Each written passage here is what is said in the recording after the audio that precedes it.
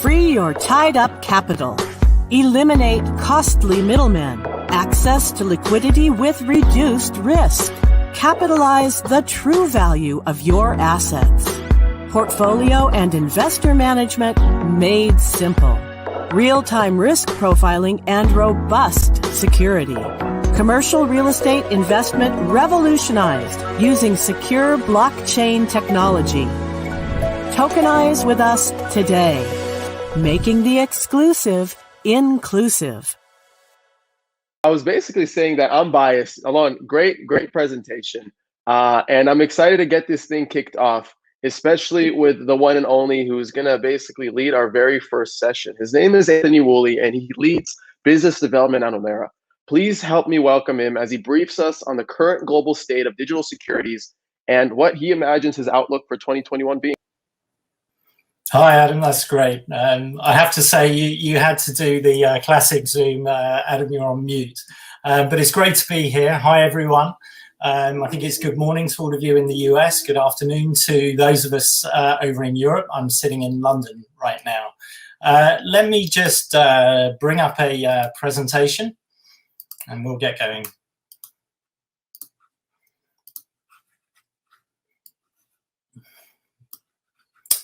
Okay, there we go. So my name's Anthony Woolley. I'm the head of business development for Ownera. Ownera are digitizing the private markets using digital securities. I also have the privilege of being the co-chair of the Global Digital Finance Private Markets Steering Group. Global Digital Finance are a fantastic not-for-profit organization working at a global level, promoting digital finance across the whole ecosystem. And I'll talk more about that in a minute.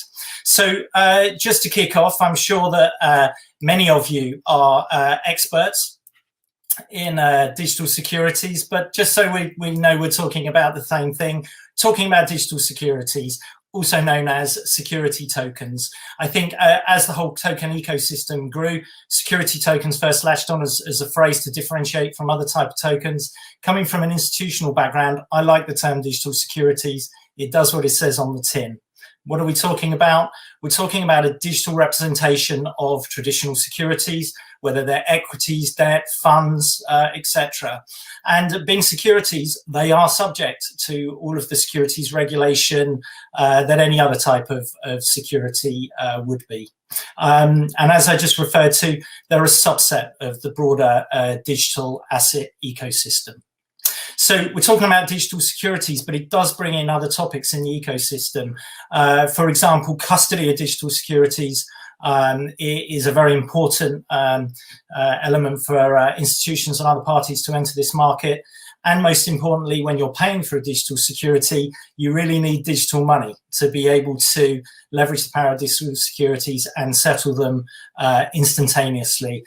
Digital securities aren't so great if you still have to wait a couple of days for your transaction to settle. Okay, so what am I going to talk about? Well, there is a massive opportunity here, right?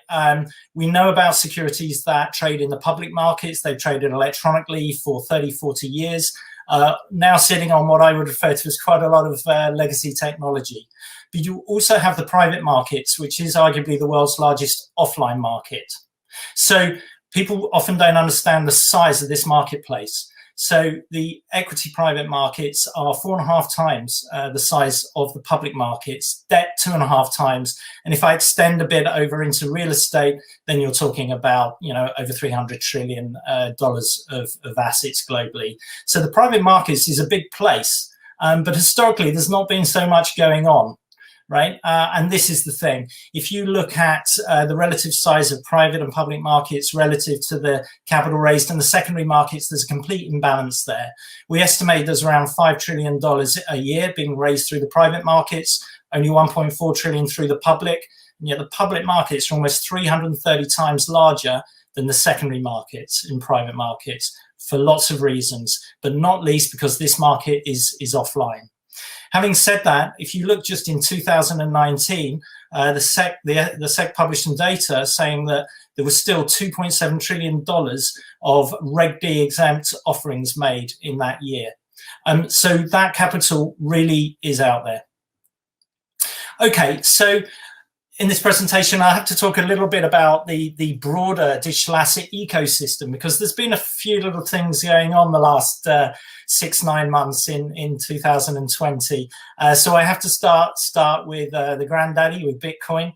Bitcoin, obviously, you're all aware, has climbed dramatically the last 6 months. I think what's most interesting here is that at the start of 2021, many people thought it would fall back after it broke through $40,000, and it didn't. It stayed. It's held itself well, and I think a lot of that is to do with institutional participation, and we'll come on to that in a minute. So this is one market that's really broken through.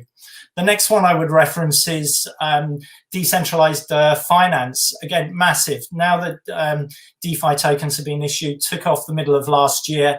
The market cap moves every day, but right now it's around $80 billion. Stablecoins, and stablecoins brings us a bit closer to the world of digital securities and institutional engagement in digital securities. Stablecoins do provide one of those essential ingredients for payment against digital securities. Right now, there's about 60 billion stablecoins in supply. They're invariably US dollars, so that relates to $60 billion of stablecoins in circulation. And I think any presentation you see out of a conference nowadays, people always try and get this image in. So the other thing that's been going on, I have to make reference to it, is non-fungible tokens. So non-fungible tokens, you're probably aware, Beeble just sold this digital image for $69 million. You can screenshot it if you like right now. Seriously, non-fungible tokens have many important uses and applications. I won't comment on whether the application of digital art is in a bubble or not, but I did observe the other day that there is a virtual digital bunch of tulips being offered. Last but not least, where does that leave us with digital securities? Well, in the past, we've had the STO market, so security token offerings, happening in the permissionless blockchain space. Total market cap of security tokens is only $641 million right now. Most of that is in the top 3 tokens. And STOs are currently issuing about $14.5 million a month. To give you a sense of perspective, that's about half the amount of securities that the state of Wyoming issues every month alone. And I won't tell you what New York is. So it really hasn't happened yet, right? So the whole digital securities market hasn't quite reached its takeoff moment. And yet there is tremendous engagement and interest in this space, and tremendous engagement from institutions. So all financial institutions, I would say, and I come from an institutional background, many years working for large investment banks, agree that the future is digital. And if you look in the press, there are many projects out there. This is just a small set of them. And those are all pushing forwards, but they lack something. They lack interoperability, the ability for these different projects to interact with them, to share and distribute assets. So why is that? What is the recipe? How do we get institutional growth in the digital security space? I would say there's really 4 key ingredients to that. The first one is supply and demand. You need a market, you need a business case. You need to know that the goods are there and that you've got people who want to buy the goods. Assuming you have supply and demand, in this space, you need regulatory clarity, regulatory guidance, and the right technology. Once you have these things, supply and demand, regulatory and technology, then institutions will and are starting to engage, right? But with institutional participation, there is still one important piece of the equation missing, and that missing piece is distribution. You really need that capability to bring that supply to that demand, and you can only do that if you have distribution at a global level. Once you have that, then you can start to turn this flywheel and start to drive growth in the digital securities market. Okay, so let's understand what's going on there. Supply and demand. I think I've already talked about that. There is a lot of supply and demand out there, but let me just focus. For instance, if I spotlight, for example, private growth companies, just in 2017, I think there were under 200 unicorns. Now there's over 530 unicorns. Those unicorns are owned by founders, employees, early stage investors who are sitting on often life-changing amounts of assets, but they're not liquid. Is there an opportunity to provide some liquidity for those people? Private equity market, massive in Europe and the US, 4.5 trillion, estimated to double in the next 4 years. So there is plenty of supply out there, as we've shown. The demand for the investors are there. We've seen the growth of individual private marketplaces. And we see that secondary deals are now largely a part of late stage VC rounds. So I think we see around $30 billion of VC-backed activity a year, and over 85 billion in secondary deals in the private equity space in 2019 alone. And if you're anywhere close to financial services, you'll know the last 18 months what's been going on with SPACs, special purpose acquisition companies. This number, 73 billion, has now been doubled up to date. But these SPACs are basically empty vessels sailing the seas looking for unknown private companies to take public, right? So again, it's an evidence of the investor appetite for these private companies. So this tremendous supply and demand is there, but this is in a context that every one of these transactions is manual, laborious. It can take up to 60 days. And we looked at some data recently. Indications of interest in some of these private market venues, up to 90% of those are lost in the pipeline. So if we can remove friction, if we can take the private markets online, there is tremendous potential. Regulatory and technology. So regulatory clarity has been so important for institutions. I put these press cuttings against a Bitcoin graph because I think there is a correlation between institutional engagement in this space, in the whole digital asset space, and what's going on with regulation. It really started for a number of years. Regulators were saying, well, it's best practice regulation and, do the right thing. But it was really back in 2019 when FATF published the travel rule that it started to provide some real clarity. The travel rule, which gave guidance on virtual asset service providers, saying you have to exchange identifying information on transactions, which seems eminently sensible. And it really went from there. And it's really over the last 6-9 months, we've seen a lot of developments. And you'll be hearing from Hester Peirce, the SEC Commissioner, shortly. But we had, back in October, the European Commission published MiCA, basically saying these things are securities and they should be regulated as such. And then we had the SEC Chairman, Jay Clayton, commenting that all stocks could become tokenized. At the end of the year, there was a lot of activity around custody and stable coins. So on the custody side, the SEC issued a statement and a no-action letter around the ability for special purpose broker dealers to custody digital asset securities. And then really important, the OCC, the US Office of the Comptroller of the Currencies, green-lighted national banks to run nodes and stablecoin networks. And this institutional engagement with stablecoins is essential for the payment leg.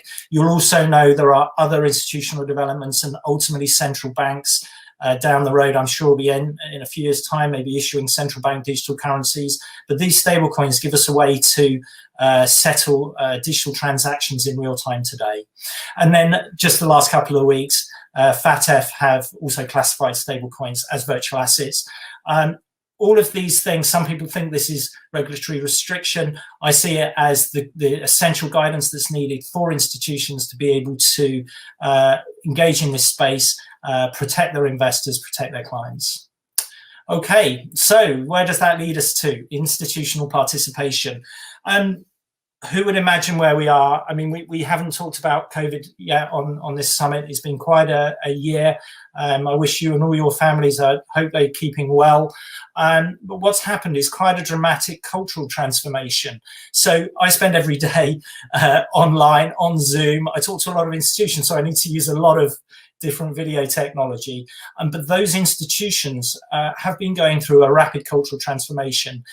In the last year, they've probably gone through the next 5 years of cultural transformation around the ability to work online. The fact that not just can you work from home, but maybe you can issue securities online.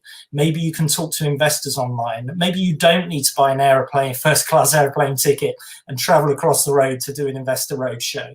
And so I think this is another important variable that's taking us to the tipping point of institutional engagement in this digital landscape. And I'll give you the same graph I did for the regulatory slide.